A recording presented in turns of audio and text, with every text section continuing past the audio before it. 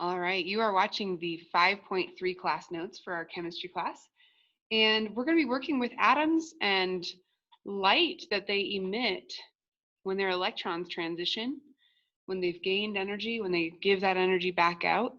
And because we're working with light, we're going to look at the electromagnetic spectrum. So the electromagnetic spectrum is all of the types of light. Okay, now in the book, they talk about electromagnetic radiation being radio waves, microwaves, infrared. It lists all of them, okay? And they all travel at the speed of light. And well, that's because they are all different types of light. So that's how we can think of this. So we're going to draw out the spectrum. So you find your class notes, find the electromagnetic spectrum part of your class notes. We're going to list out the spectrum and try to fit it in one line. Okay, so there's a bunch that needs to go in here, so make sure that you write small enough to fit it all in one line so you can see the spectrum. If you have to carry over onto the next line, then you don't quite get the effect of seeing one end to the other end of the spectrum. Okay, so our first piece of this spectrum is radio waves. Okay, so radio waves, we might not have thought of those as types of light in the past, but they are. We cannot see these types of light, this type of light, but it's all around us, moving through us all the time. Okay, next in the list is microwaves.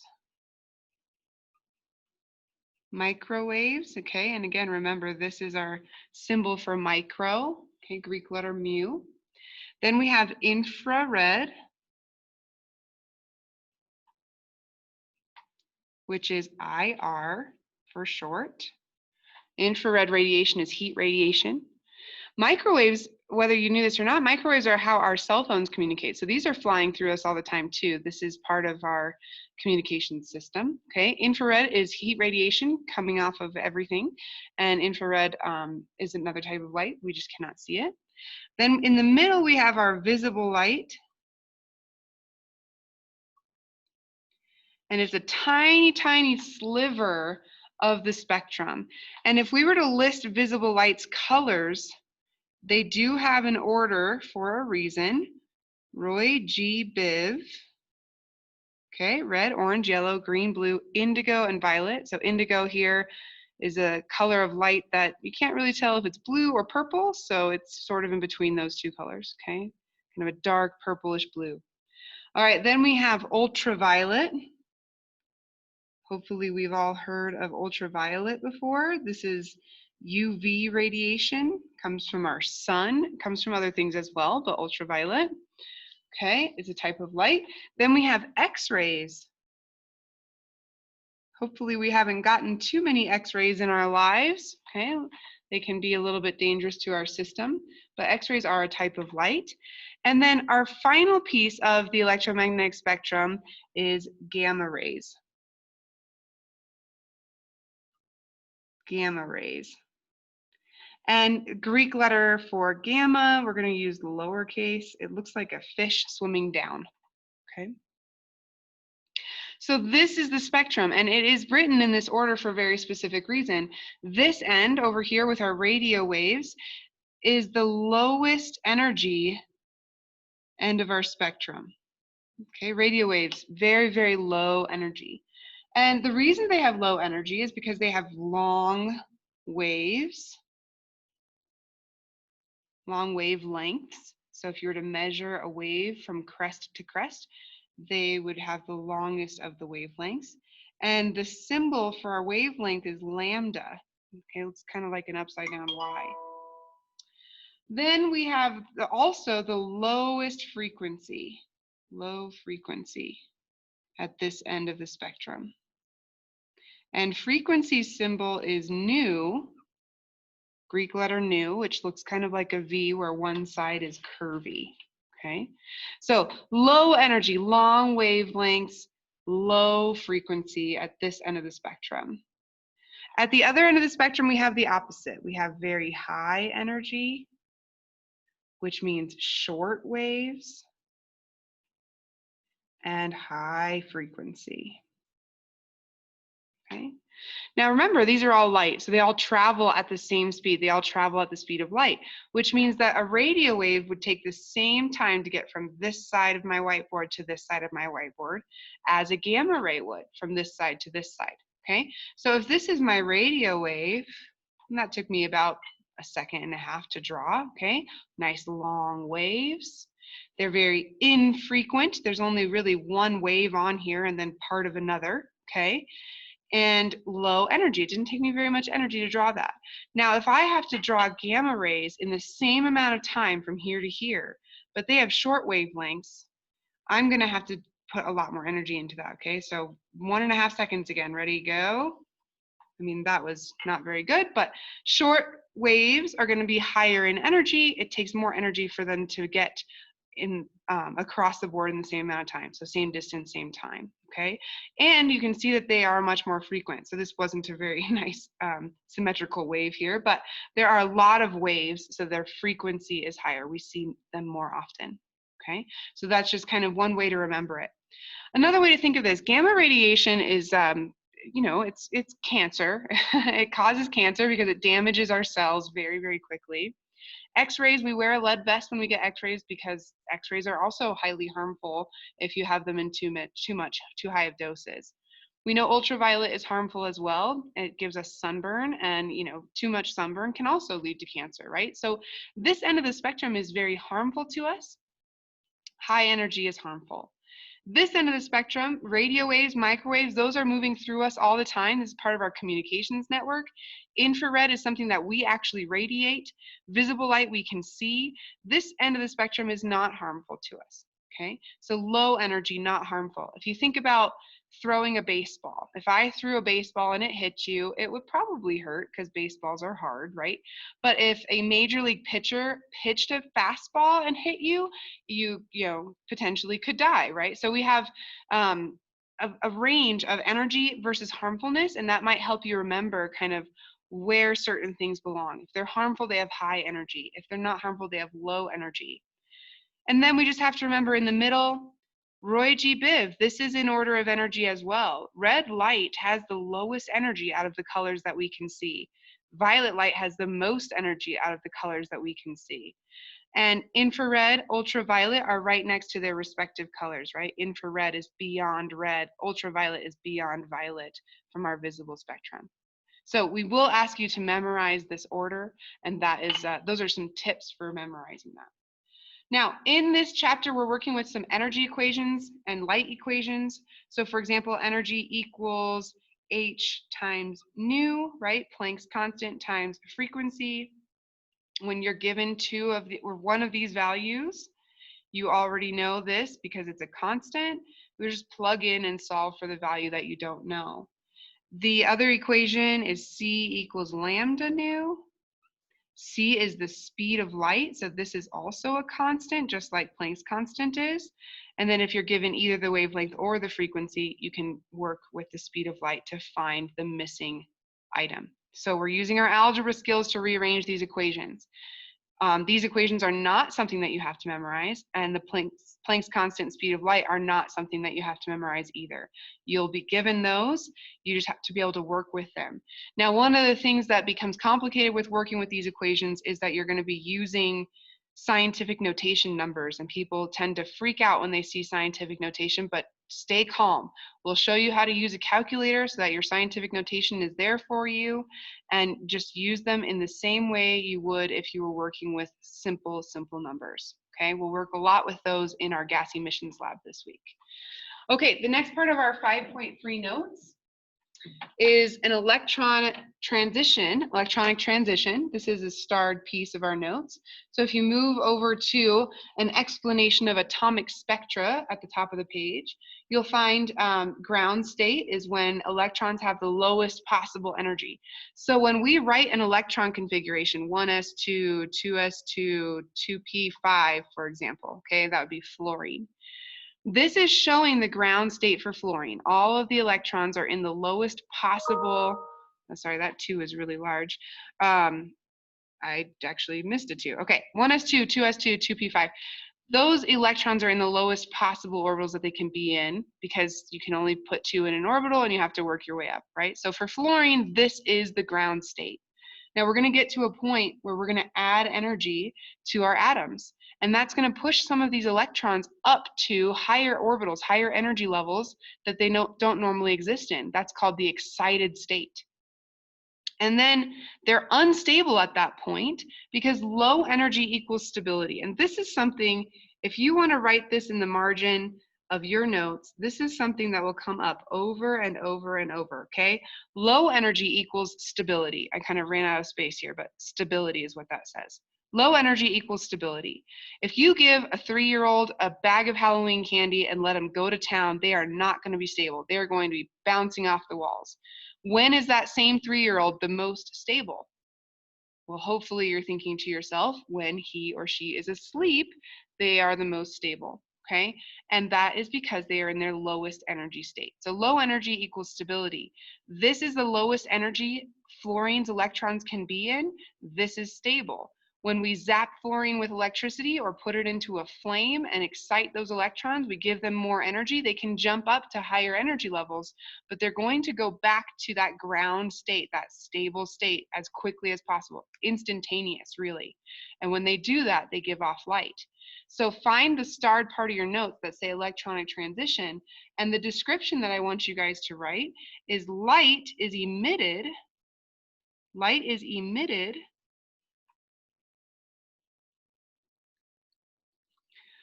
when an electron moves from an excited state back to ground state.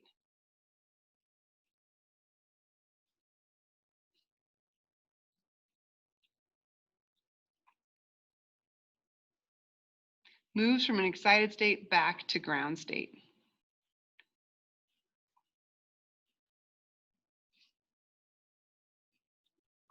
Okay, so again, if this is fluorine up here, this is fluorine's ground state, its electron configuration.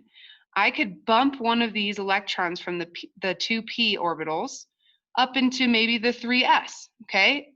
Just a little bit higher. There's a ghost 3s orbital here that's empty because fluorine doesn't have enough electrons to get there. But if I bumped one of these up, I shock it or I heat it, and it gains enough energy to jump up into that 3s, it'll immediately go back down to the 2p because it's more stable over there. But in order to do that, it has to give off that energy, and it gives it off as light. Okay, light is emitted when an electron moves from an excited state back to ground state. Now that excited state is an example that fluorine could have. But if we're looking at a bigger element, let's say we're looking at, we'll say potassium, okay? Potassium is 1s2, 2s2, 2p6, 3s2, 3p6, 4s1, okay? There's potassium. Now, potassium's not gonna have an excited state in the 3s like fluorine.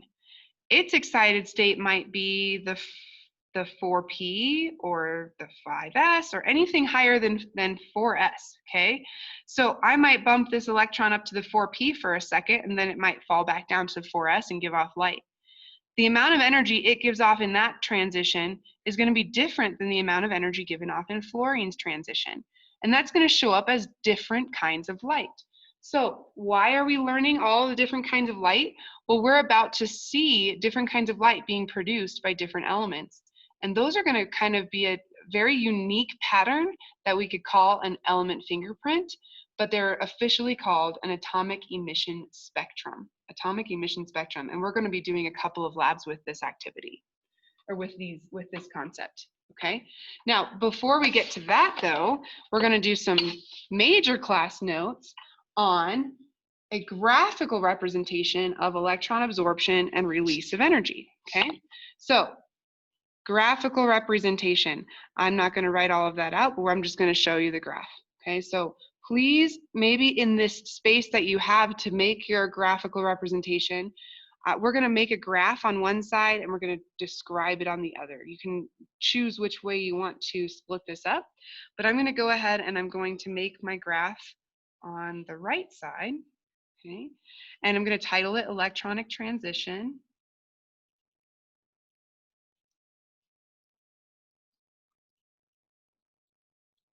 electronic transition, okay? And our y-axis is energy. So if you wanted to turn your page and write energy, y-axis is energy, okay? Now, the lowest possible energy state for an atom is going to be the ground state. So I'm just going to write ground state right here. The x-axis, if you will, would be ground state. That's the lowest energy state an electron could have, okay? Anything above that is an excited state. So when we ask you to define or describe an excited state, we want to avoid the ending EST. It's not the highest energy state, it's a higher energy state. Anything higher than ground state. So if an electron jumps up this much energy, that would be an excited state. If an electron jumps up this much energy, that would be an excited state.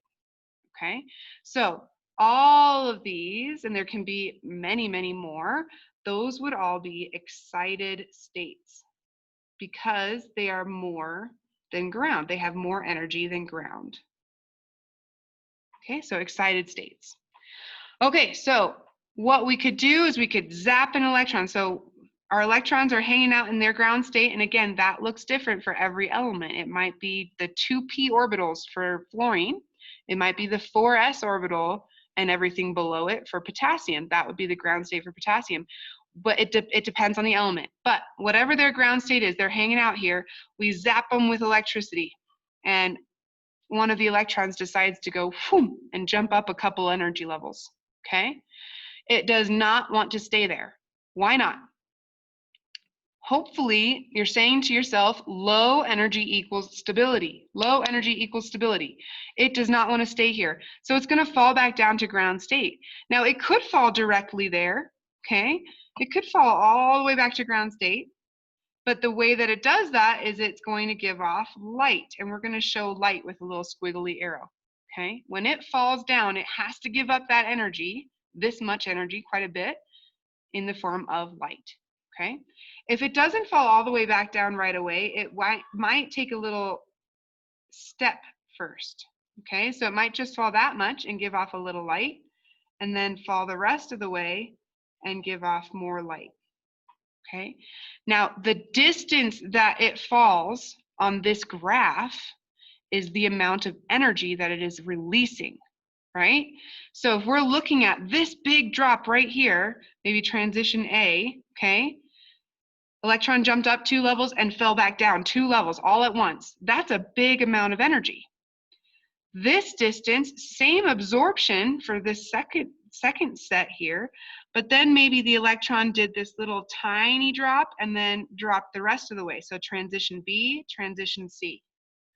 Those are all going to be different types of light. Now remember, in our Roy G. Biv spectrum, we had our energy order for light, okay? Red, orange, yellow, green, blue, indigo, violet. This is the energy order. So if I were to pick 3 colors at random, I'm just picking 3 random colors, red, green, or red, blue, and violet, okay? I just underlined 3. If I wanted to know which of these transitions was red, well, red comes first in this spectrum, okay? Red comes first in the spectrum, which means it has the least energy of these colors. And because it has the least energy, I need to find the transition that releases the least amount of energy, and that is transition B. So B in this graph would be my red. My transition B would be red. Okay, so if I had a red marker, I could erase this little arrow and use it to make that squiggly to say red light was given off right here. And if the other 2 represent blue and violet, well, violet has the most light or most energy in the visible spectrum. So my biggest energy drop is going to be violet. So this one right here, transition A, is going to be violet. And transition C is in between our red and our violet in terms of distance fallen. And remember, distance falling here is the amount of energy being released, because that's what's on our y-axis. So this would be transition C. Okay, so when we show you a graph like this and we tell you what colors of light are being released, you should be able to tell us which transition is going to give which color of light. Now over here on the side, we're going to describe what's happening in this graph so that later when you're looking at it on your own, you're going to know what you're looking at. Okay, so first off, electrons absorb energy. Electrons absorb energy when heated or shocked. When heated or shocked. You can give them energy in other ways, but these are the two ways we're going to do in our class. Okay, so when heated or shocked, and they jump to a higher energy level.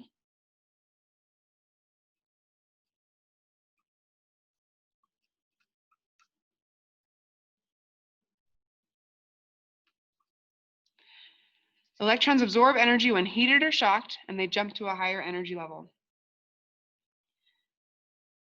They immediately fall back to ground state.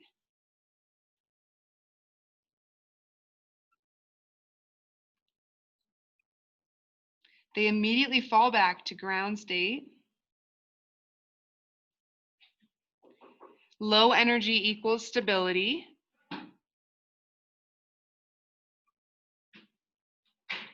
Okay, so that's why they're falling back to ground state, because low energy equals stability. And release that energy as light.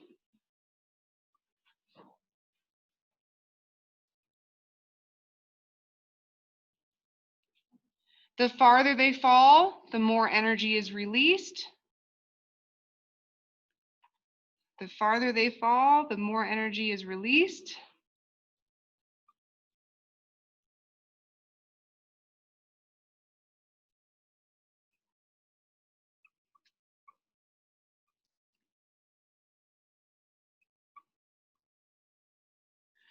The farther they fall, the more energy is released. And we can use the spectrum to determine color. Whoops. We can use the spectrum to determine color.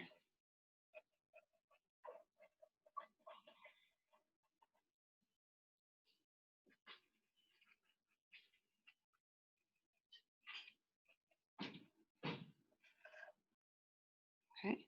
So again, we would tell you which colors they were, and you would just be using the spectrum and comparing energy of the three colors to distance fallen in that graph.